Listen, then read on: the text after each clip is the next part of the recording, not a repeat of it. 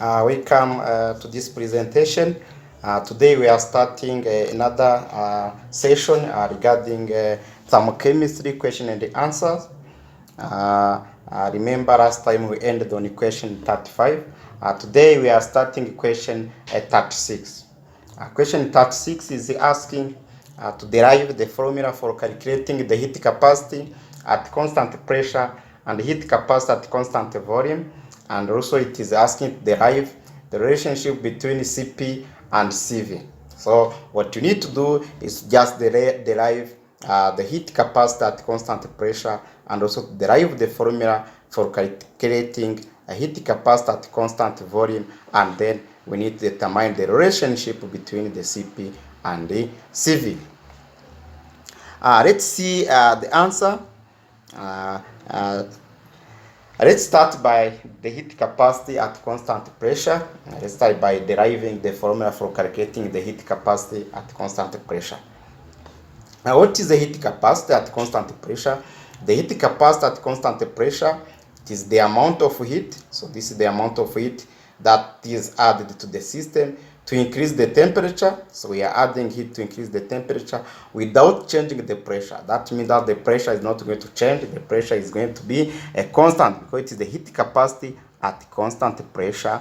That amount of heat which is added dividing with the change in temperature caused by the added heat. That's what we are calling the heat capacity at constant pressure. The heat capacity at constant pressure, is the heat added to the change in temperature. So we are adding the heat.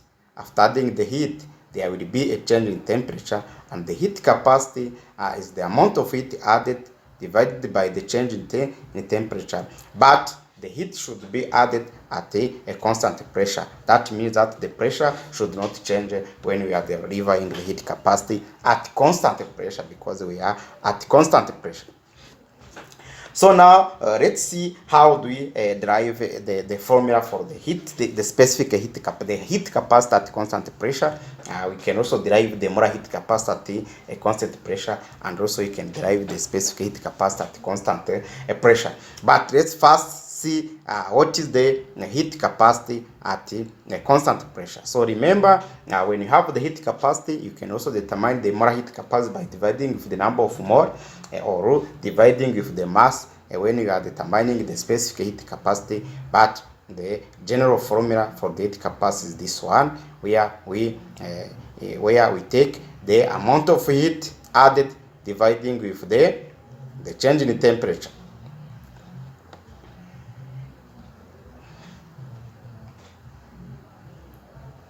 So according to the formula that we have the heat capacity, which is equal to Q over the change in temperature. Then if you have the molar heat capacity, we divide it for the number of mole. If you are using a specific heat capacity, that means we divide it with the mass. So these are the formula that of the heat capacity. But remember, here we are deriving the heat capacity at constant pressure. That means here we should keep the pressure constant.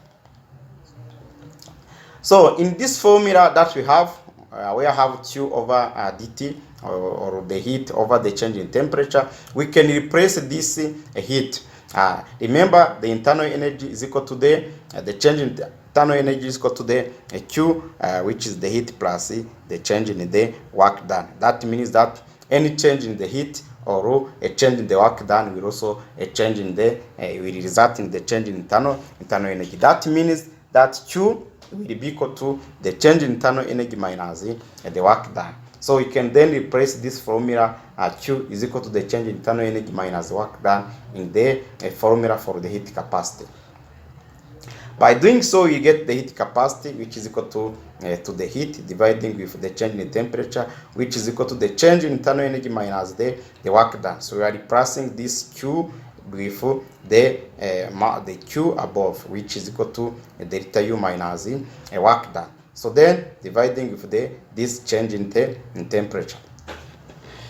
So after replacing the heat, the Q, then we have here the work done. So remember, we are at constant pressure. We need to increase the volume and maintaining the pressure constant. So the pressure is be constant. If you are adding the heat via the system by heating, the temperature is going to increase, the gas is going to expand. So if the gas is going to expand, that means the volume is going to increase. The system remaining with the same pressure, we are adding the heat, the temperature is going to increase, and we have the volume which is going to increase, but we need to keep the pressure constant. So if the volume then is increasing, that means that the system does the work. So the system does the work because we are increasing the volume, we are increasing the temperature, but we keep the pressure constant because we are deriving the heat capacity at constant pressure. So if then the system does the work, the volume is going to increase. So that means the work done is equal to minus P dV, which is equal to minus NR dt. So we are putting this minus because the system is doing the work. If the system does the work to the surrounding, we will put the minus. So there is an expansion. We are adding the heat. By adding the heat, the temperature increase, the volume, the gas expand, the volume increase. So that means that the work done will be negative because you have an expansion. Remember, we have seen that when you have an expansion, we are having the work done which is equal to negative. So work done will be equal to minus PdV minus NR dt. So we can replace then this work done into the formula for the heat capacity.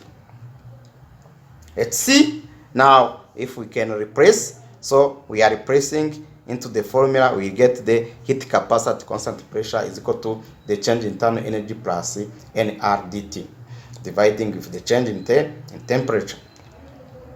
I remember in the previous course, we have seen that the change in internal energy, you have derived that the change in internal energy for monoatomic gas is equal to 3 over 2 PdV is equal to 3 over 2 NR dt is equal to 3 over 2 NkBT. This is the Boltzmann constant and the N, the number of particles. So we can then replace the du, which is the change in internal energy, by this formula where the change in internal energy is equal to 3 over 2 NR dt, and then we put this one into the formula, and then we get the heat capacity at constant pressure, which is equal to this one. So we are replacing the change in internal energy by this one. So here we can put the dt aside, the change in temperature aside, then we get this formula. Again, can put on the common denominator here, then we cancel the dt. After cancelling the dt, we get the Cp is equal to 3 NR plus 2 NR over 2, then which is equal to 5 over 2 NR. So that means the Cp, the heat capacity at constant pressure, is equal to 5 over 2 N times R. So that is the number of moles. If then we can determine for the monoatomic gas, the molar heat capacity at constant pressure will be equal to 5 over 2 R. So we are dividing with the N because we are determining the molar heat capacity. If you are dividing the molar heat capacity, you need to divide with N, and for specific heat capacity, you need to divide by M. So Cp is equal to 5 over 2 R. So that's the formula we are asked to derive the molar heat capacity at the constant pressure. Here, this is the heat capacity at the constant pressure. It's equal to 5 over 2 NR, and here 5 over 2 R. This is the molar heat capacity at constant pressure. Let's move to the heat capacity at constant volume, because we're asked to determine the heat capacity at constant pressure and at constant volume. At constant volume, that means that the heat capacity is the heat added over the change in temperature, but the volume should be constant. So we keep the formula, but here it is the amount of heat over change in temperature, but when you have the constant volume, we need to keep the constant volume.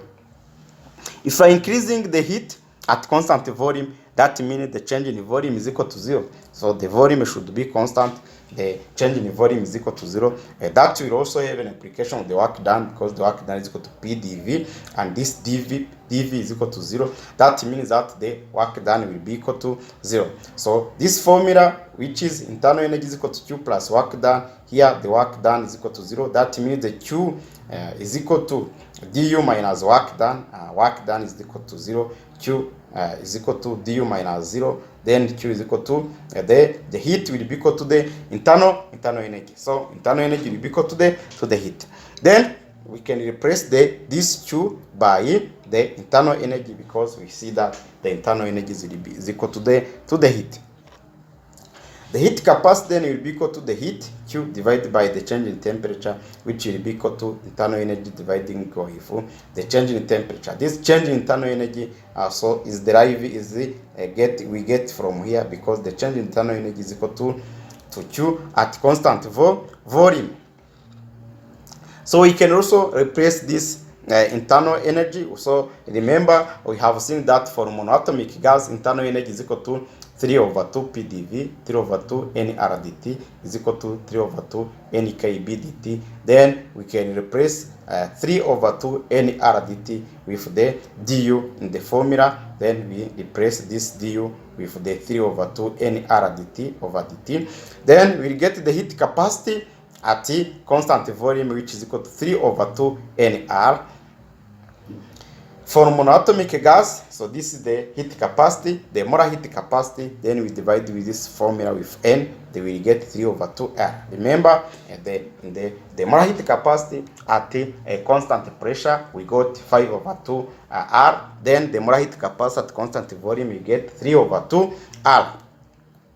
So we can also derive the relationship, because we were asked to derive the relationship between Cp and Cv. If we start by for monoatomic gas, the difference between Cp and Cv, let's see what is the difference. This is Cp minus Cv will be equal to 5 over 2 Nr minus 3 over 2 Nr. This is the heat capacity at constant pressure minus heat capacity at constant volume. Then we get Cp minus Cv is equal to Nr. If we take this one minus this one, we get the Nr. And then the Cp will be equal to Nr plus Cv, or Cv plus Nr.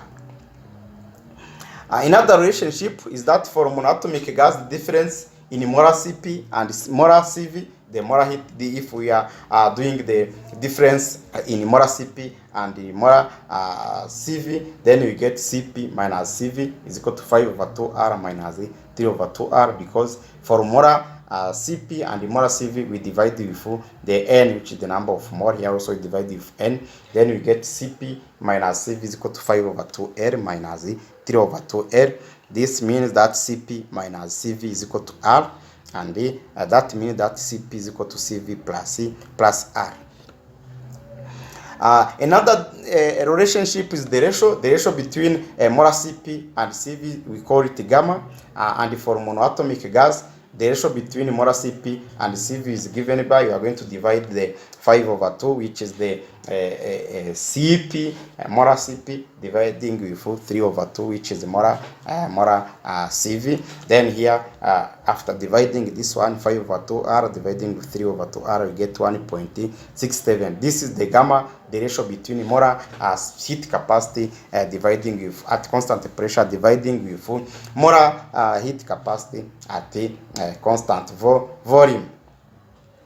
So we get this ratio. Again, you can also determine this ratio from the difference in molar Cp and Cv. We got that the difference is equal to Cv plus L, which is here the Cp is equal to Cv plus L. If we are doing the difference, we get this relationship, Cp is equal to Cv plus L, which is here. Then to get the gamma, so we need to divide Cp by Cv. So let's do it. So we take gamma is equal to Cp dividing by Cv. This is dividing here Cv, dividing here Cv, dividing here with Cv. Then we get Cv over Cv plus L over Cv. So the gamma will be equal to 1. Here it will be equal to 1 plus L over Cv.